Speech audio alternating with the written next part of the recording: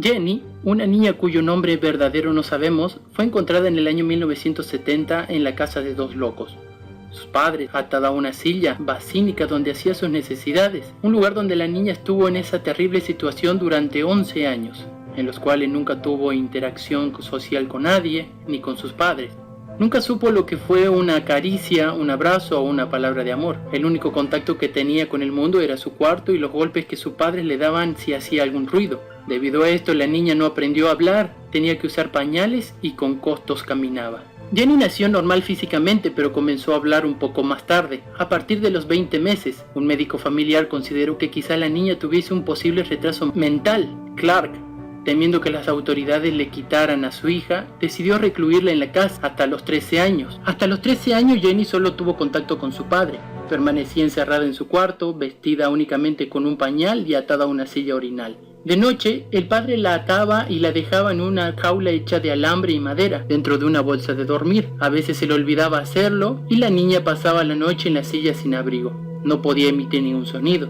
Si lo hacía, Clark la golpeaba o la asustaba. Jenny no sabía comer ni ir al baño por sí sola. Los alimentos, que eran comida de bebé, cereales y huevos cocidos, se los daba el padre.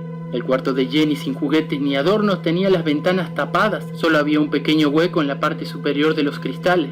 La niña, durante 13 años, podía ver exclusivamente 5 centímetros de cielo y parte de la casa del vecino. La madre y el hermano permanecían también recluidos en la vivienda. Su vida era un poco más tolerable porque el padre les permitía salir de vez en cuando. Cuando Clark le prohibía la salida, se sentaba con una pistola cargada para vigilarlos. En el año 1970, Irene consiguió escapar con sus hijos. Buscó ayuda del Estado, acudiendo a una oficina de beneficencia. La trabajadora social que la atendió pensó que la niña que la acompañaba era autista y que tendría unos 7 años. Cuando descubrió la verdadera edad, llamó a un supervisor y dieron aviso a la policía. Los padres fueron acusados de negligencia y maltrato infantil, pero pronto se descubrió que el principal responsable era el padre, quien poco antes de comenzar el juicio se había suicidado, según investigaciones.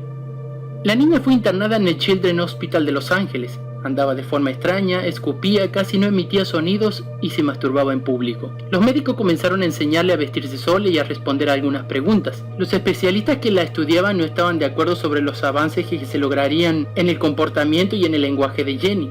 La doctora Jean Butler, que recibió ayudas económicas del gobierno para estudiar a Jenny, se la llevó a su casa. Intentó proporcionarle a Jenny un medio ambiente agradable y familiar, y no permitía visitas de parte del equipo que en un principio se ocupó de la niña.